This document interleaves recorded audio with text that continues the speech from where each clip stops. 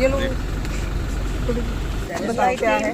ये ITI में ना इनके सुमित्रा के बारे कैंटीन खुलवाने बारे चर्चा की थी मैम। ठीक है। आगे वो कोई राग आट नहीं दे रहे मैम, जैसे बोल रहे हैं जा रहे गुमराह कर रहे हैं मैम, बोल रहे हैं हमारी जैसे मैम वहाँ जा करके खुद गए थे हम, उन्होंने बात की थी कोई प्रिंसिपल सर है क्या, तो प्रिंसिपल सर उधर नहीं थे, तो वहाँ पर सुपरिटेंडेंट थे सर मैम, तो सुपरिटेंडेंट मेन गेट पे ही खड़े थे मैम उधर, तो उन्होंने हमें रास्ता नहीं बताया, ना ही ऑफिस बताया और ना ही मैम कैंटीन के बारे में कुछ हमें बताया भी भैया आप खुलेंगे, वो ये बोलते भी हैंड ओवर नहीं हो रही है, हैंड ओवर नहीं हो रही। तो मैडम हमें कैंटीन के बारे में हमारे जो बीपीएम सर है, मैं अभी इसको चेक करवा लेती हूँ। हाँ ठीक है, आपको फोन भी आ जाएगा। अनुरोध है एक बार हमारे बीपीएम सर है इंचार्ज, फोन भी आ जाएगा, आपको फोन भी आ जाएगा। आपके जो कागज है वो देख करके जो भी रूल के हिसाब से होगा। हमारे सर बीपीएम सर के पास आ रही है बीपीएम के पास पूछा मैम। मैडम ये क्या था, क्या समस्या मानते नहीं मेरा जी मेरे ख्याल से जी। अच्छा वीडियो ऐसा क्यों? चौकीदार को कैसे मानदेय क्यों नहीं आ रहा? बाकी जगह पे तो आ रहा है। चौकीदार का मानदेय क्यों रुका हुआ है? इनकी अटेंडेंस वेरीफाई करा के निकलवाइए। तो बात करा लेना और मेरे को बताना है। हाँ जी, क्या है बताइए ITI का मामला। ITI का मैम 9 महीने पहले का पेंडिंग मामला है मैम, जो जो कलेक्टर फेडरेशन है मैम, उनके द्वारा प्रस्ताव पारित हुआ था मैम सर्वसम्मति से, यहाँ पे हमारे पास आया, हमने मैम ITI में वो भिजवा दिया मैम, तो 9 महीने से मैम ITI के लेवल पे पेंडिंग है मैम। आप सिर्फ चिट्ठियाँ भिजवाने के लिए, फैसिलिटेट करने के लिए? मैम 2-3 बार मैं विजिट नहीं कर है चुका सर, हूँ मैम। उसके बाद फिर रिपोर्ट बना के आप मुझे भी भेज रहे हैं? मैम भेज दी मैम। राइट अगेंस्ट मेरे को भी रिपोर्ट बना के दे दो शाम तक। आई विल, मैं देखती हूँ। मैम जी पिछले 17 दिन काम किया। एक मिनट रुक जाओ एक मिनट। साथ में मैं हमारी बहन बेटी है। कितने लोग हैं? लोग तो ये बच्चे एक्चुअली मैंने बताया ना कि वो संक्रमण वाली चीज़। ये आ रही है। हाँ जी, कितने लोग हैं आप? कितने आपके पास में कितने जॉब कार्ड हैं? जॉब कार्ड तो बहुत है जी मैम जी, कुछ तो काम पर जाए थे जी, कुछ भाई शादी में गए जी, तो 10-12 है जी। नहीं, पर कितने हैं आपके पास में? आप थोड़ा मेरे बताओ। पास लगभग 17 है जी, 17 है जी लगभग। ओके, तो इनको काम ही नहीं मिला है। हाँ जी, काम ही नहीं मिला जी, पिछले साल बस काम ही साल ही हो गई। ठीक है, उसके बाद कोई काम ठीक है, तो नए काम करवा लेते हैं।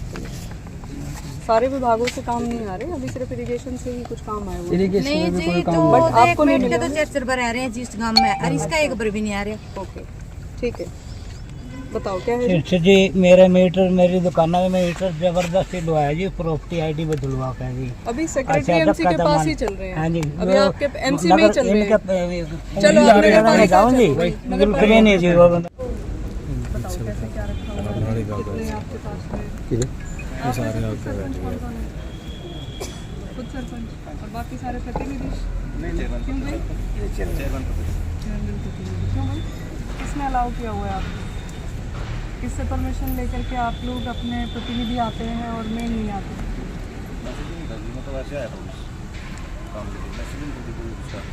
सरपंच को भी मैसेज आना चाहिए। प्रतिनिधियों को मैसेज चला गया बट सरपंचों को नहीं गया, ये कैसे हो सकता है? या तो मैसेज सबको जाएगा या नहीं जाएगा। चलो आपका तो जन्मन में मानते हूँ, कोई बात नहीं। उनका कंट्रीब्यूशन भी है और किट भी उन्होंने दी है। हाँ, बट फिर आना भी चाहिए ना, कम से कम हमें भी मौका मिले उन लोगों से रूबरू होने का। अब हम 20 किलोमीटर चल के आए और आगे सरपंच ना मिले, अच्छा थोड़ी लगता है। मैं मैसेज कल ही कन्वे कर दिया गया था सभी को। थोड़ा ध्यान रखो इस चीज़ का, ठीक है ना? देखो आप लोग साथ आ सकते हो बट किसी की जगह नहीं आ सकते। नहीं आ नहीं सकते सर, मैं किसी काम के लिए आया था, लेकिन मेरे को ना तो वीडियो साहब ने मैसेज दिया, ना कोई दफ्तर से कोई मैसेज आया था, जब मैं लेकर आता साथ। हाँ भाई बताओ, मानते हो आप लोग साथ तो आ सकते हैं कोई भी किसी के, पर जगह तो नहीं आ सकते। नहीं तो फिर मैं अपने ऑफिस में काम करते रहती, यहाँ किसी को और को भेज देती, आपका भी काम चल जाता, मेरा भी चल जाता, पर ऐसे तो नहीं हो सकता।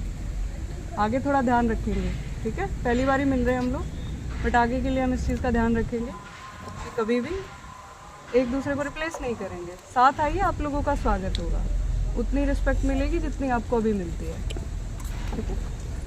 स्टार्ट करें।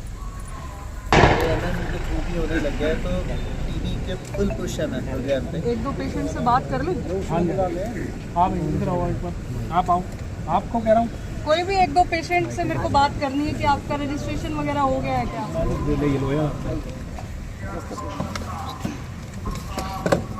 हुआ था आपको, कब पता चला था? एक हफ्ता हुआ है। अच्छा, घबराए तो नहीं हुए हो? देखो, बीमारी का पता लगना जरूरी होता है, फिर इलाज हो जाता है ना?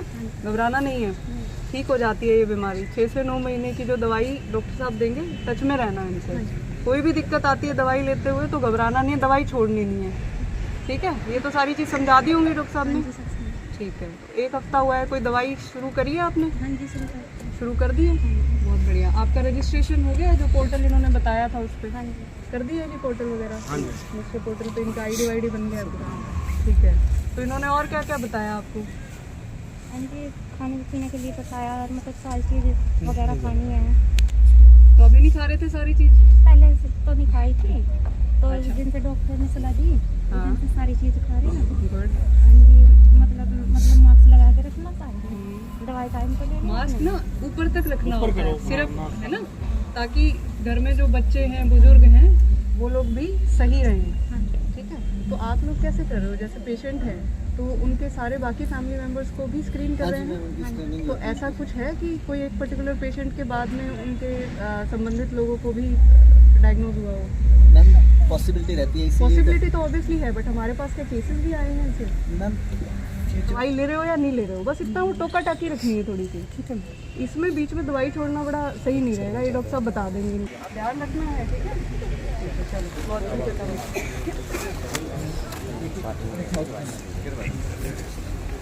नोट साहब मैं दे दूँगा। आ जाओ भैया, नाम तो बोलो साथ में। कह दिया